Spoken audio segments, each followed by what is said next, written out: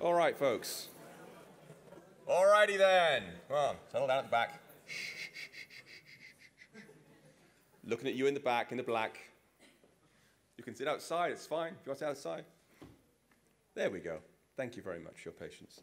Okay. So my name is Paul Hudson. This talk is called Separation of Concerns, Refactoring View Controllers Live. It'll involve some live coding, because I'm a bit silly like that. Before I do so, a brief overview of who I am. I run a site called Hacking with Swift, cunningly at the URL hackingwithswift.com, easy to find. There has something like 1,200 articles about Swift now, all for Swift 4.2, all online, free of charge. Go and check it out. Earlier this year, I released a new course called Swift in 60 Seconds, teaching the fundamentals of Swift in videos lasting 1 minute or less.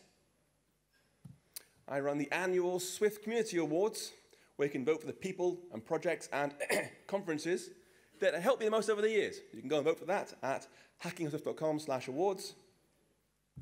In August, I released a new app to help you learn Swift interactively on your iPhone. It's called Unwrap. It's on GitHub and TestFlight right now, and go check it out. And with my friend Sean Allen, I run a podcast called Swift Over Coffee. You should all go and subscribe, then even better, tell your friends to subscribe. My main job is writing books about Swift. Hacking with Swift, Pro Swift, Swift Design Patterns, Vapor. In fact, I'm doing a new one right now called Testing Swift. It's available on Monday. As you can see, I'm busy writing. In fact, if you go to this URL, everyone here can grab one of those books free of charge. It's called Pro Swift. It's good. Get like I think about 100 videos or so, 6 hours of videos. Go and grab that. 5, 4, 3, too slow. This is how you make friends later on. So you go and find someone's picture of that URL. If you want to get in touch, please do. I am 2straws on Twitter. On GitHub, I'm 2straws. On Reddit, I'm 2straws. But on Stack Overflow, I am 2straws. So remember the first bit, you can probably find me. Or email me at paul@hackingwithswift.com. I would love to hear your feedback and questions too. OK. Today's plan. If you come to events like this and someone says to you, what system architecture do you use? You might be brave enough to say, I use MVC. And inevitably, hilariously, they will say, oh, you mean, haha, massive view controllers, as if they invented this joke. And you're hearing it for the very, very first time, so you kind of laugh along with them, or at least try to. But at its core, MVC is not complicated, right? We know it's very simple. Split our code up into 3 components. We have the model, we have the view, and the controller. Where it goes wrong is what we put into the controller.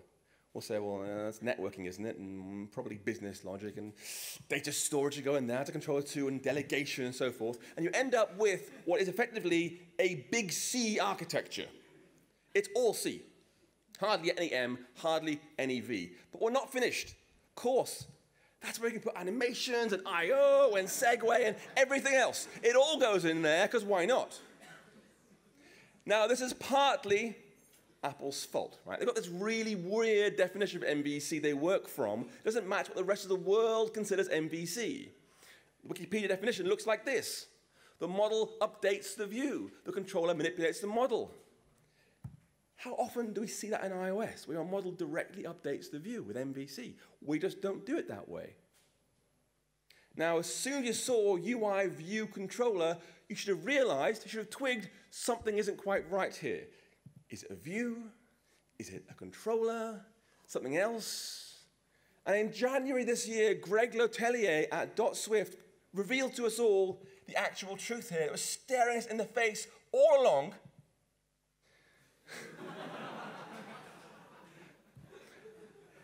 And I think this explains why we fight with view controllers so hard.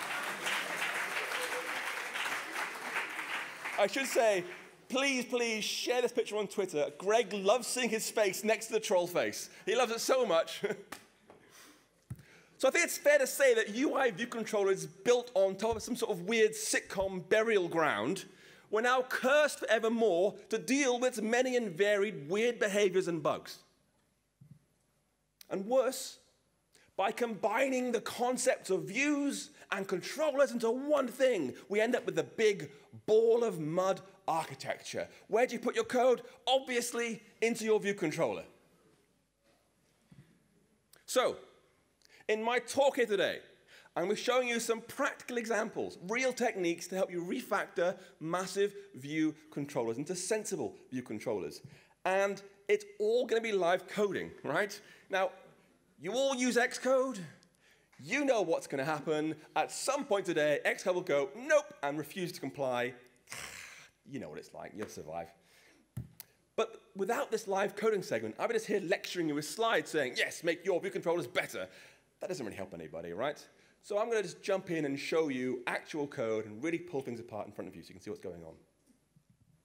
Just very briefly before I dive in, what's in a view controller? Well, like I said, lots of things. You might put your UI in there, you might do model stuff in there, state restoration might go in there, animation, networking, navigation, and more. All sorts of things go into there. In this talk, we're going to look at UI design and, by reference, any animation. We'll look at data sources and delegates, and we'll look at navigation. Okay. And that's it for my slides. Everything else from this point in is going to go wrong with the code demo, so if it goes wrong, you are here to see it go wrong. Yeah. If you want to follow along, please do. This is the URL. You can go and grab a zip file from there with my Xcode project. Go and snag that, or take a picture and snag it later on. Snag it now and code along with me. Come on. Let's see who can code the fastest. I'm standing up. It's hard to code standing up, you know. So I'm going to go ahead and quit Keynote. And this is where, of course, the comedy will begin. I'm going to try and launch Xcode. And start and Xcode.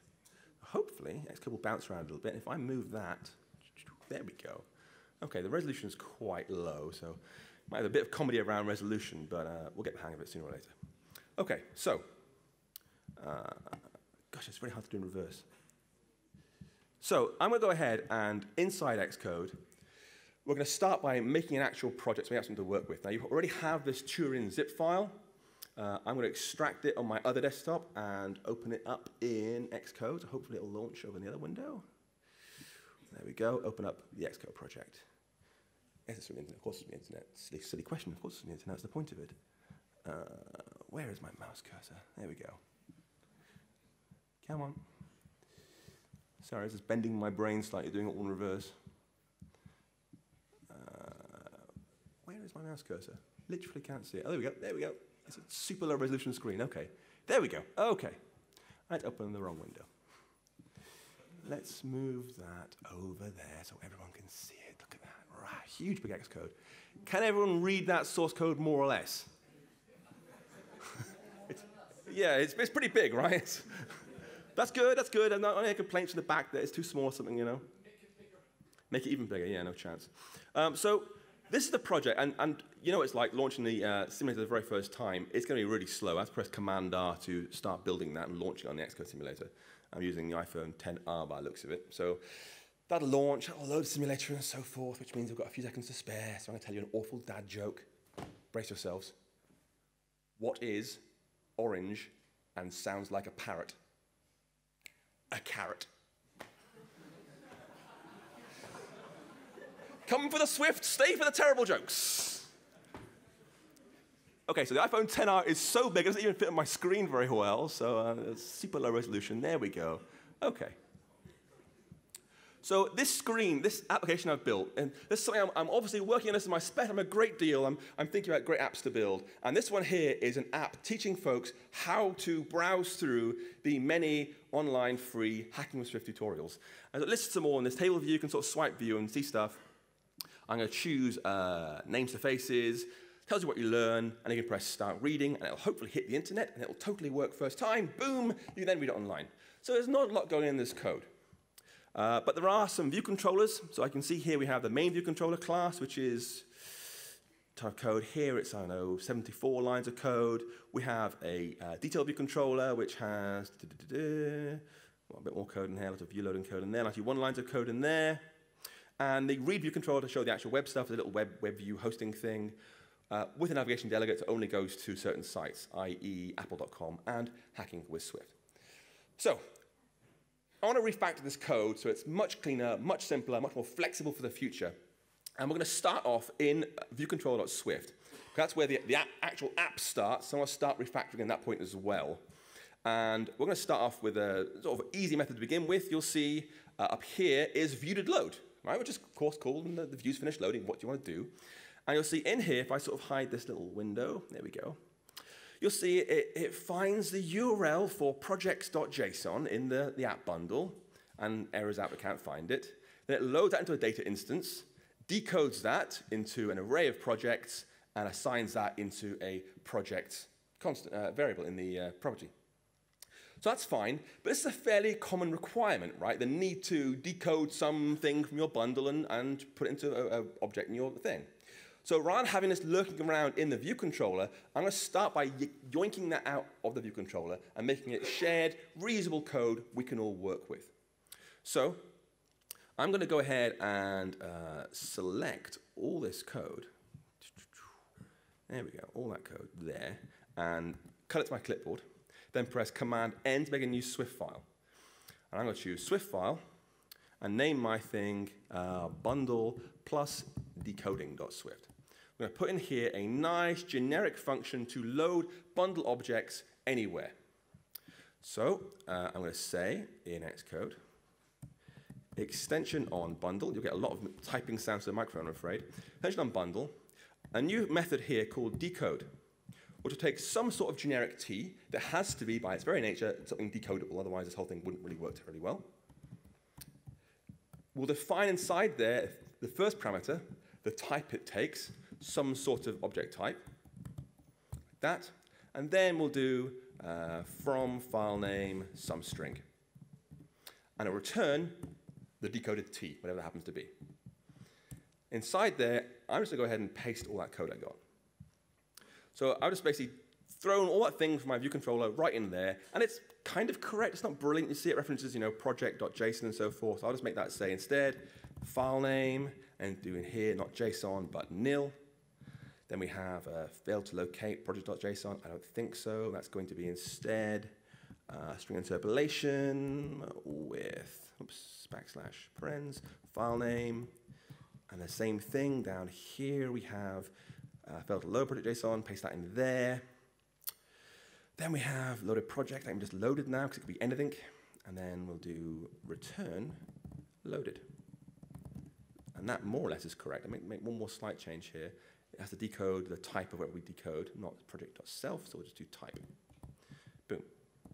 In theory, there we go. Okay. So I've just taken that code out of the view controller so we can now decode anything from the bundle, which is a much, much nicer way of working. But back over here, of course, you have to actually still decode something. So rather than having this this variable at the top here, var project equals this thing, I'll take that out instead say, let projects equals bundle.main.decode, array of project.self, just like before, from projects.json. Boom. Lovely. Otherwise, identical. Press Command and run. Hopefully, it'll play it back. Watch it crash because I've screwed something up. Did that take long? No, it did not take long, did it? Can't find file name.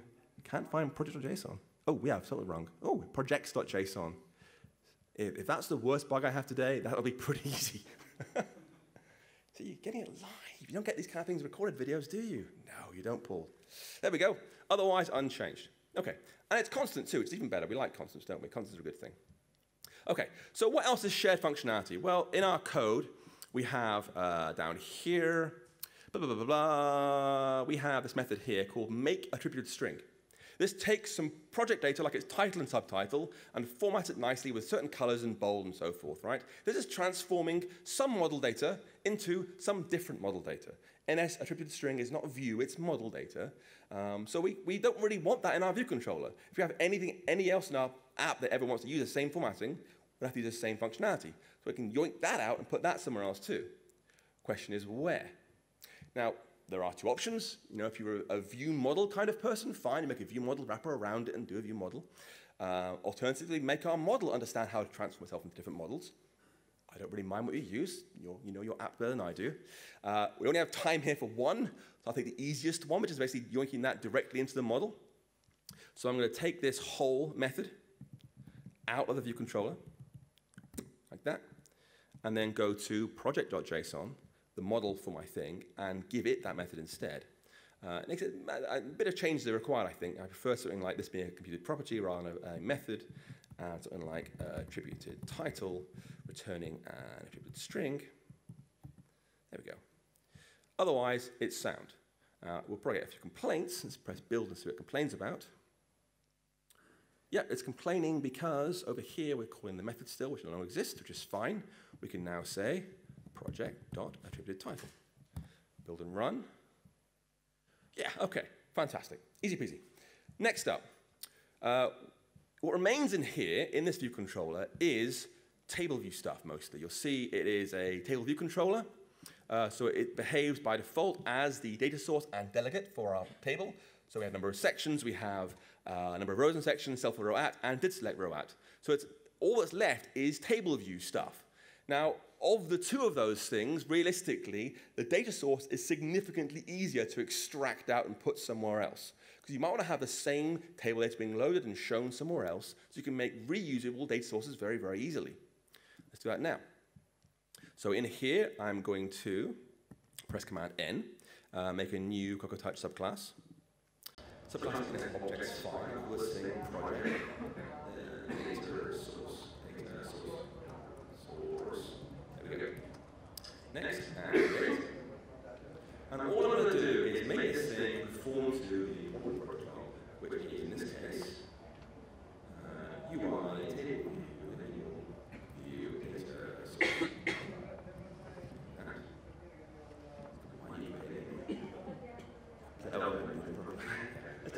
Let's take these methods from there and put them directly into the method. So take all these things here. So number of sections, number of rows, and self-format.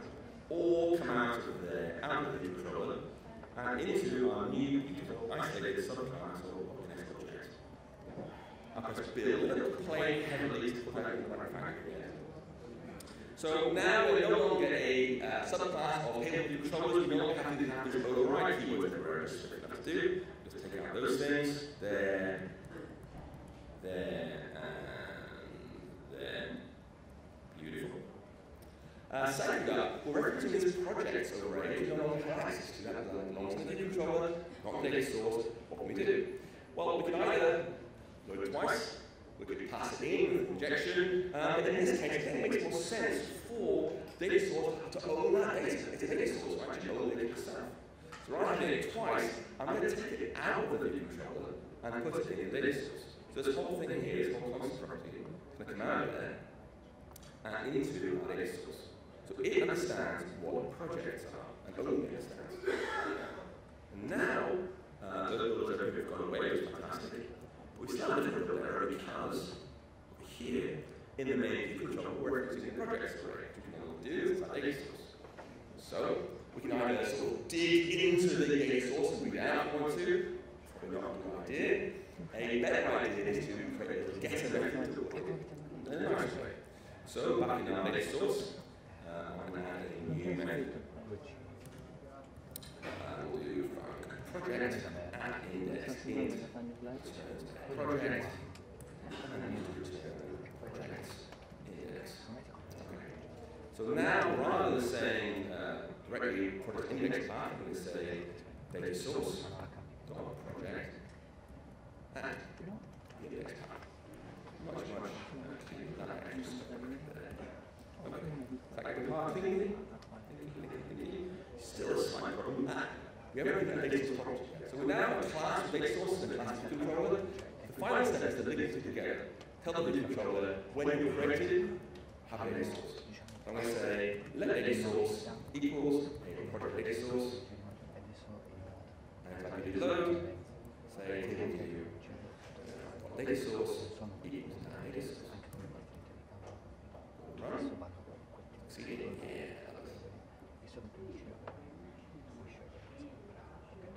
Okay. Still the same. Okay, so now view controller.swift starts out as like 73, 74 lines, and now it's 32 lines. I'm going to leave it there. We'll come back to it later. Good enough. Next up, I want to look at detail controller. So in the navigator, let's try and find So this creates its views in code, which broadly I'm okay with. You storyboard, use code,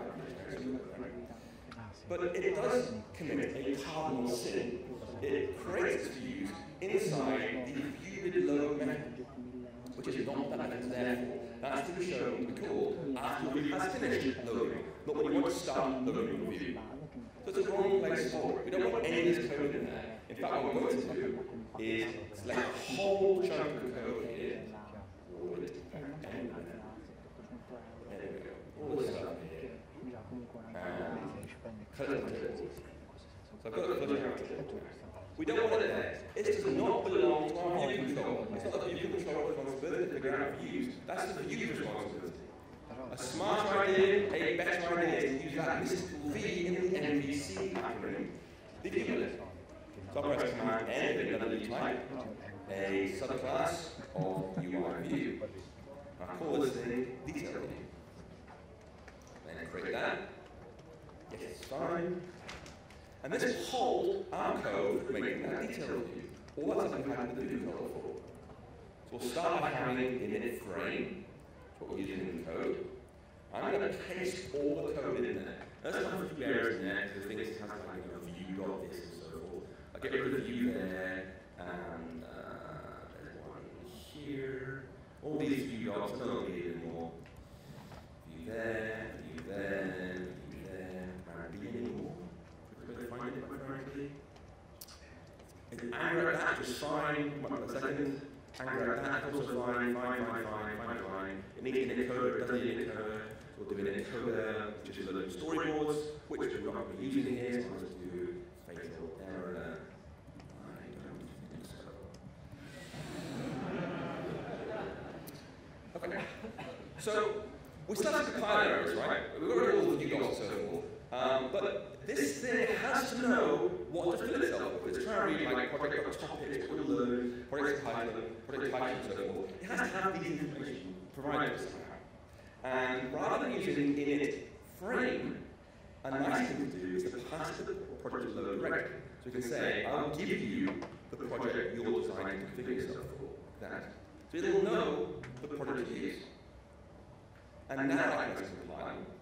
It should be a lot better, in theory, because all those things that are typed to and so forth, it now knows what they are, it can provide automatically and so forth, which is really, really nice.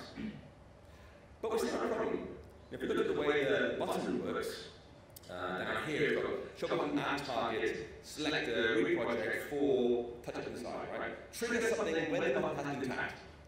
So how do we communicate from this view back to the view controller when the button has been tapped? Of course, there are no end of options. You can use responder chain, you can use delegates, you can use close and so forth. Personally, I'm looking with 2, 1, maybe 3 callbacks. I use closures. If it's more than that, I might not, but for a small number, I prefer closures to keep it more specific and can control what's going on. And we'll do that here. What we're going to say is to our little class here, we're going to say that you're going to have a property inside here, which is called read action. And this will be a function that accepts no params, that's no params, and returns void. That's options that might be provided. So we'll tell you what to call when your button is clicked. And we can inject that with our initializer and say, hey, there'll be a project provided, there will also be a read action code provided, which will be escaping, of course, if it's called later on, and it takes no params and returns void, like I said. And then inside there, we can go ahead and stash that away, self.read action, equal read action. We'll need to call super.init, otherwise we'll get very angry. In fact, we'll probably give it a frame. Frame is 0 is fine. There we go. And because we're made this in code, we have to give our view a background color as well. That's done by IP normally, but that's done by IP, so we'll do right. Okay. Slowly getting there. Now, we know what we're initializing, which is fine. It's not custom initializing. That's fine. Take away the init over our keyword. Command B. Thinking, still complaining. Oh, escape. Okay, so we're getting there slowly. So it's still complaining that we filled in this read project method. That's actually trivial now. So we can go ahead and say down here, Alt-C, func, what do I call it,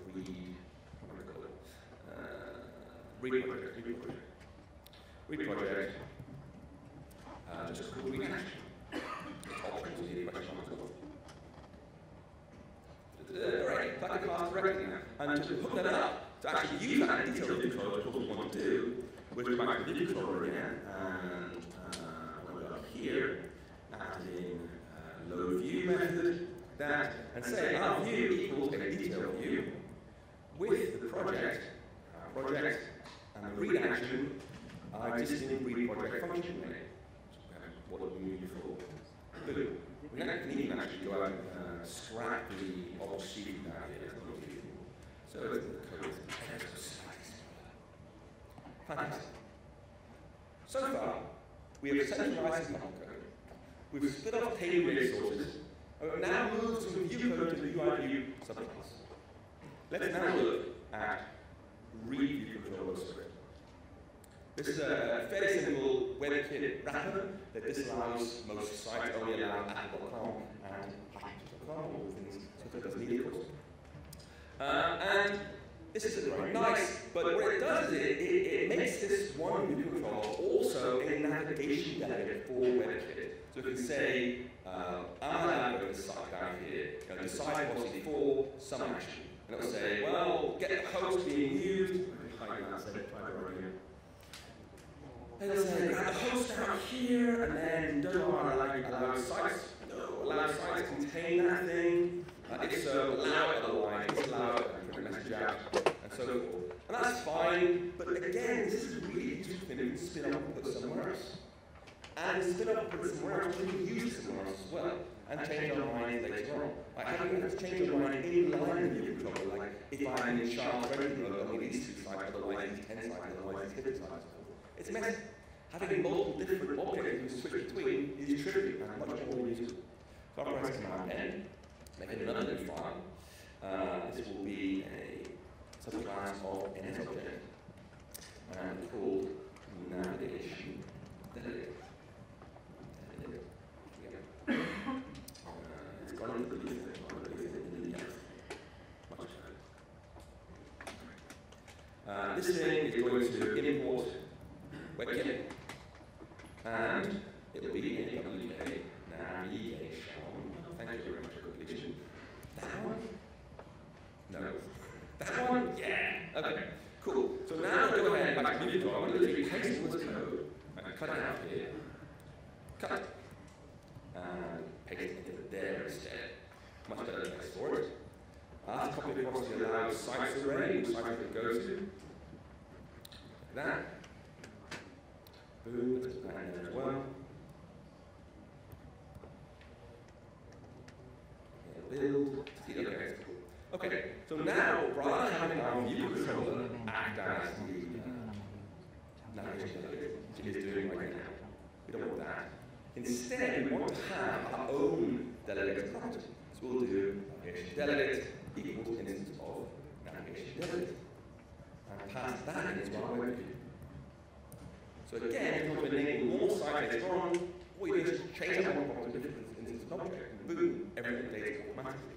And now other web views do the same navigation delegate, they all point to the same thing. It's saving all that navigation copy and pasting, which is fantastic. Now, while we're here, we fix one personal annoyance that's very annoying and great deal, which is loading URLs. It's absolutely ridiculous mess of code here for the simple URL. If you've ever seen Suresh Khan use called You Deserve Nice Things, it's all about making good extensions and stuff. This is a personal favorite extension from this, my friend, because it annoys me having many URLs, URL requests, and so forth. So I'm going to go ahead and select this code in. And my next clipboard, press Command N, create a new file. I'll choose Swift file. I'll call this thing WebView plus loading. Then here we will import WebKit and do the extension on the WebView. View. Func load some sort of URL string. String that, and then paste it right there.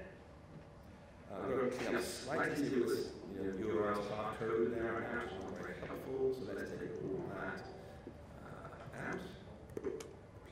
with URL string, URL string, URL string, and then just call load directly. Yeah. Now we can use that in our view controller. So we can say, whenever you .load URL string. Okay. Yeah. Okay. You deserve my 6. Okay. So now, at this point, we've gone through our view controller. Now, the first pass to our view controller sort of fixed the worst offenders, as it were. You look at the main view controller, it does almost nothing now, which is great. If you look at the detailed view controller, it again does almost nothing. And read controller, literally doesn't until pancakes all that. It's fantastic. But there's still more we can do. I want to get more out of it. And there's another technique I learned from Suresh coordinators. It lets us take control of our application flow. And it's beautiful because when we have our code right now in our main view controller, this thing, when we select a table thing, it has to go into the storyboard here, create a view controller by name, do a type class that thing, index properties here, reach up to its parent view controller, let it do stuff. It's a nightmare of code. We don't want our code. With coordination, you remove flow from your view controller, put it into a dedicated flow of it instead. It handles that for you, which means view controller A has no idea that view controller B or C exists, that it is a flow, that it's part of it. Care. So you get a true isolation between view controllers.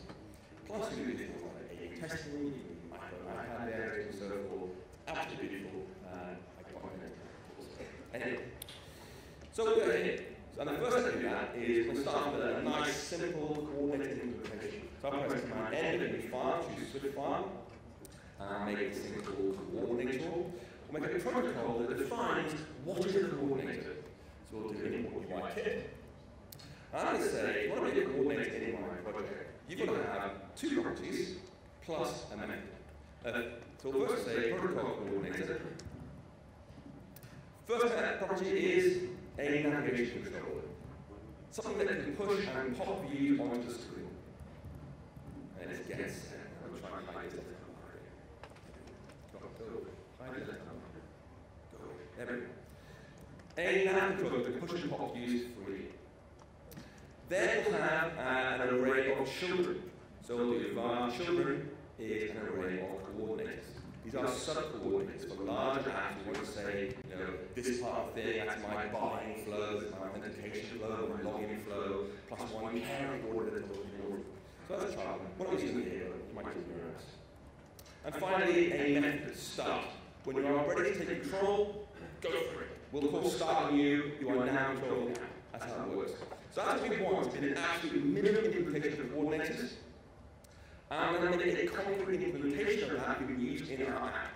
So I'm choosing Swift file, call this thing main coordinator.swift. I'm going to say got a class coordinator, up to my main coordinator. Conforms to coordinator protocol. Hopefully it'll do this for me. There we go, boom, nav controller, and shield, var, shield, and then go. Empty array, what we're using here, like that. Other properties. We'll need initializers, we can make these things somewhere else. We'll do init. This will be passed in a navigation controller, which is a UI navigation controller. UI navigation controller. Thank you very much. I didn't know what you wanted. Don't worry, that's my fault.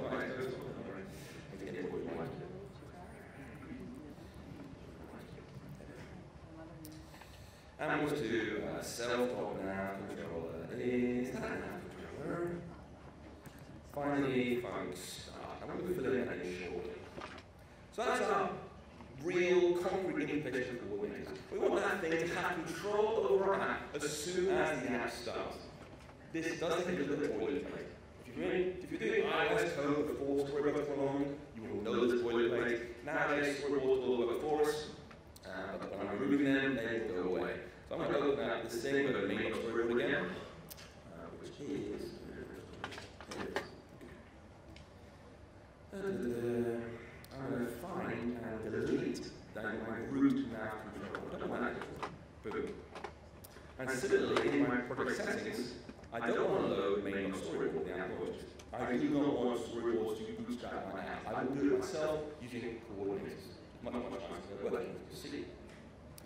So, This is all done using our pal at delegate.swift, which is here.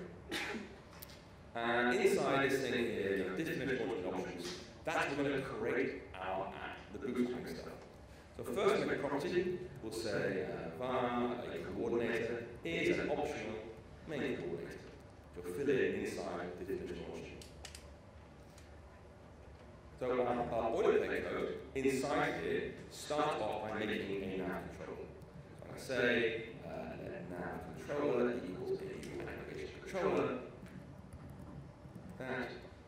Then create our coordinator, as an instance of main coordinator, passing in that nav controller, and then immediately tell it, start. You have control of the application, so understand what to do. Now, as we've removed that main storyboard, we have to bootstrap our app itself. We have to say here, window equals a UI window with a frame, UI screen, main bounds. Remember this? It's a real joy. Window or view controller equals the nav controller. Oops, controller and window dot make here. Brings back so many happy / unhappy errors. So now we're going to fill in that start method. It's currently empty, right? What do you want to do when this order takes control of the app? What should it actually do? And that's where we should create that first control and get it moving, right? Now, when working this way, I need to always add a really simple protocol to make creating controllers from storyboards easily. It means you can use storyboard or use code and just figure out the answer to. Very nice. So I press command N, then a Swift file. This thing is called storyboarded.swift. And in here, I'm going to say again, input what you want to hit. And I'll say protocol storyboard has to have one element. If you want a storyboard, you have one thing: the ability to instantiate yourself as a new controller. And it returns self with capital S, a version of whatever it is type that calls this thing. So it could be a new controller, detailed controller, something that you call this method. And we'll go ahead and make an extension to that immediately. It doesn't really work for us. We can use this thing anywhere in our code. So we're going to say extension, storyboard, extension, storyboard, where self is some sort of UI controller. Static func instantiate, return self. First, we'll convert the class name to a string name. So I'll say that ID equals a string describing self. Down. So if it's called view controller, it will look for a string called view controller. Now we grab our storyboard. We'll say storyboard equals UI storyboard. We'll do name is main, and bundle will be just bundle main. And finally, return storyboard dot instantiate controller with identifier. That identifier. And I will do a forced typecast to self. Because it needs to be the type of thing it's supposed to load, otherwise the whole code makes no sense. So that's our code. And the reason this works so very nicely is because if you look at the storyboard again,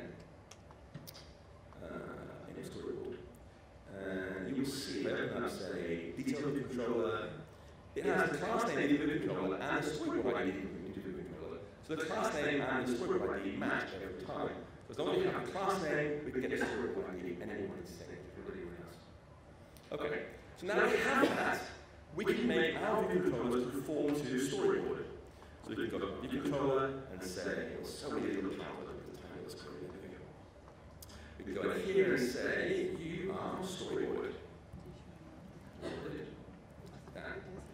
And the same for detailed controller. There we go. You are storyboard. And read controller, you are storyboard. So they're all being wrote as storyboard. There we go. So now we can start implementing our coordinator. So in the main coordinator area here, we can say, let VC equals view controller dot instantiate. Make yourself easy enough to do it. And then navigation controller dot push controller VC and make it false. So it'll jumpstart that correctly. Now, as long as I don't screw up in the last sort of few minutes, which I'm going to have, this should all actually work. I get it wrong. The file. No. Run again. Oh, it doesn't work. Yeah, okay, great. Now, this actually helped us actually move the work around a little bit. Where it was useful is, inside our view controller now, inside the view controller Swift, we can start to use that coordinator. Now, if I had more time, as we go to close, I haven't got a lot of time, I've got 3 minutes. So I'm going to say, week from my coordinator will be some sort of coordinator. In this small project, concrete type, in your own project, probably a protocol, or 1-year version. And we can assign that when this thing is being made. So inside our start method here, we can say vc.coordinator equals 7. So it knows how to talk back to the coordinator when it's finished doing the work. Now, in our view controller, we can go here and take out all this code being loaded and pushing and so forth. But no one has to worry about that. I'm going to take all that code out and instead say coordinator question mark dot show project. I've got another decimal plain. I have a coordinator, I've made it method now, real fast. Func show a project, some sort of project, nothing, paste it in there. We can simplify the code slightly, get rid of that, get rid of all this stuff here. Use instantiate instead, much nicer. Boom, boom, maximum function. Lovely functionality. Okay. Fantastic. And do the same thing again, double big control as well. I'd love to do more, I'm sadly out of time. So I'm going to whiz back to my slides real quick. Because otherwise you're stuck. So let's grab that and that. Okay. So, show more testing and so forth, how to use closure, but get the hang of it. We looked at the UI design, there wasn't an animation side, there was time for that. Pixel delegates went with that, navigation went with that as well. There's one question mark around navigation. It's a great way to start fights where you can navigation code. Again, I don't really care, I don't really feel like it. The point is, the code we've got is now split up, which means it is more testable, more flexible, more usable, and more maintainable. This is better code. We can write tests significantly more easily now. We can make our view controller be positioned differently by changing coordinates on the fly at runtime. We can reuse data sources and protocols delegated by moving around and moving. That's more maintainable, smaller, and simpler to understand. And the remaining 3, they can provide standard view controllers. You have to do something quite frankly. But all the time, we haven't strayed from Apple's MVC. We're still using MVC. There's no BDM or anything like that. It's a regular MVC. All we're doing is kind of just spreading out our code, splitting things out more sensibly into separate parts. This is S in solid, this is the responsibility principle. We've made each component responsible within one thing. So let's go pretty fast. To refactor MVC, first, get your help methods out somewhere else. It shouldn't be in view controllers, that's not what it's there for. Your view code should definitely not be in view controllers. Get that somewhere else. Or your source and delegates, get that somewhere else. And again, navigation. Coordinates are actually beautiful, using coordinates directly, using closure, and do it over to you. The point is, the next time you're going to replace dump your code, I hope, I pray, you will not just choose your view controllers. Thank you very much.